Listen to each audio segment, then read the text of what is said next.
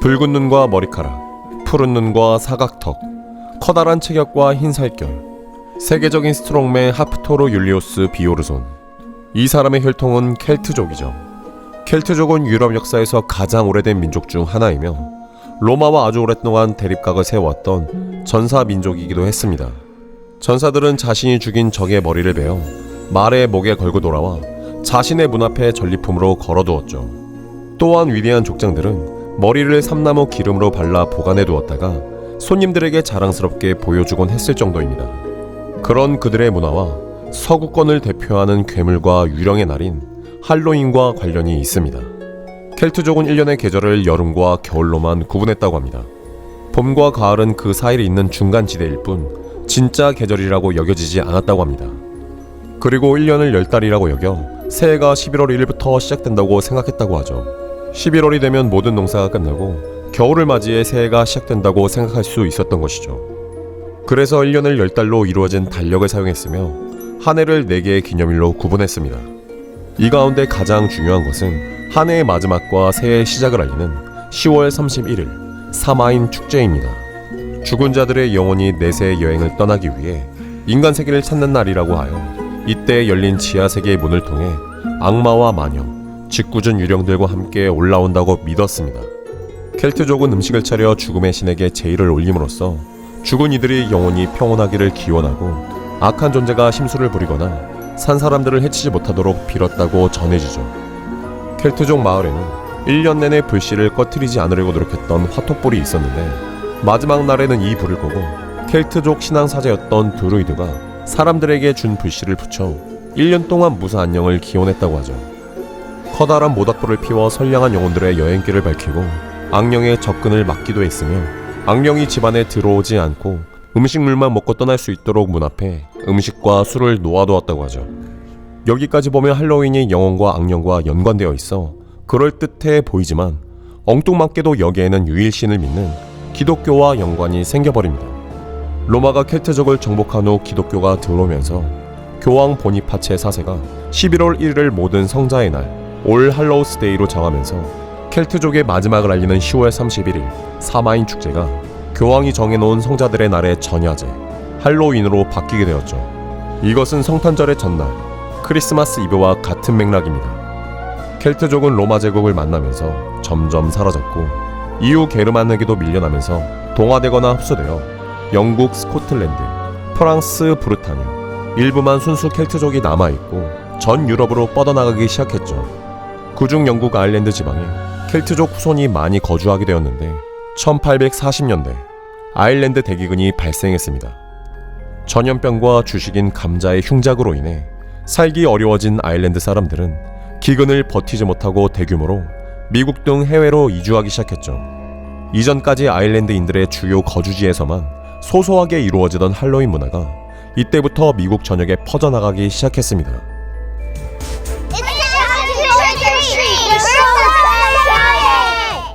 이 말 자체는 북미에서 처음 쓰였습니다. 그 풍습은 유럽에서 가톨릭 축일 중 하나인 11월 2일 위령의 날에서 유래된 것으로 추정되죠. 이날 유럽인들은 마을을 돌며 사각형의 영혼의 케이크를 받으러 다녔다고 합니다. 받은 케이크 수만큼 영혼을 위해 기도했고 그렇게 하면 영혼들이 구원을 받는다고 믿었죠. 지금에 와서는 장난을 치겠다며 협박 아닌 협박을 하며 사탕을 받는 문화로 자리 잡았지만 원래는 영혼을 구원하는 의식이었습니다. 할로윈에서 가장 떠오른 이미지는 무섭게 생긴 노란 호박이죠. 이를 잭 오린턴이라 부릅니다. 과거 영국 혹은 아일랜드에 잭이라는 악덕 구두쇠가 있었습니다. 이 교활한 사내는 남을 골탕 먹이는 것을 즐겼는데 어느 날 죽을 때가 되어 악마가 영혼을 거두러 오자 악마에게 시비를 걸어 악마를 동전으로 변하게 한 뒤 십자가가 들어있는 주머니에 동전을 재빨리 넣어 악마를 협박해 10년은 더 살 수 있게 되었죠. 그렇게 오랫동안 살다 결국 죽었는데 생전의 악행 때문에 천국에서 쫓겨나고 악마에게서도 미움을 받아 지옥에도 가지 못하고 영원히 현세를 떠돌다가 너무나 추운 나머지 악마에게 사정해 얻은 숯불을 순무에 넣어 랜턴 겸 난로로 썼다고 하죠. 원래는 순무에 숯을 넣은 것인데 미국으로 건너가면서 호박으로 바뀌었다고 합니다. 할로윈이 서구권을 대표하는 망자의 날이라며 멕시코에는 죽은 자의 날이 있죠. 죽은 자의 날은 영화 코코로 인해 우리나라에도 잘 알려진 문화입니다. 할로윈은 악령을 몰아내는 새해 문화에서 유래해서인지 분위기가 왠지 으스스하지만 죽은 자의 날은 긍정적인 분위기로 즐거운 축제 느낌이 나죠. 망자가 산자를 해치러 오는 날이 아닌 죽은 가족과 조상이 이승해 오는 날이기 때문입니다. 죽은 자의 날은 할로윈과 비슷한 시기인 11월 1일부터 2일까지 진행되죠. 이것은 앞서 본 가톨릭 모든 성자의 날과 위령의 날과 관련이 있습니다. 죽은 자의 날은 죽은 자가 이승해 돌아온다는 멕시코 고유의 내세관을 기반으로 한 날로 그 기원이 아즈텍인들이 이 세계를 관장하는 죽음의 여신 믹테 카시와틀에게 바치던 제2회까지 거슬러 올라갑니다. 당시 아즈텍 사람들은 이 행사를 8월에 진행했죠.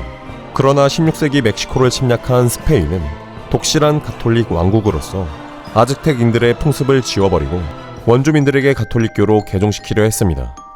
결과적으로 스페인들은 원주민들에게 가톨릭을 전파하는 데 성공했지만 죽은 이들을 기리는 풍습은 지워내지 못했고 그 대신 이 풍습을 가톨릭 축일인 모든 성자의 날과 위령의 날로 옮겨 지내게 했습니다.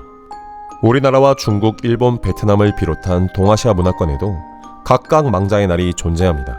음력 7월 15일을 우리나라와 베트남에서는 백중으로, 중국에서는 흔히 중원절로 부르고 있죠.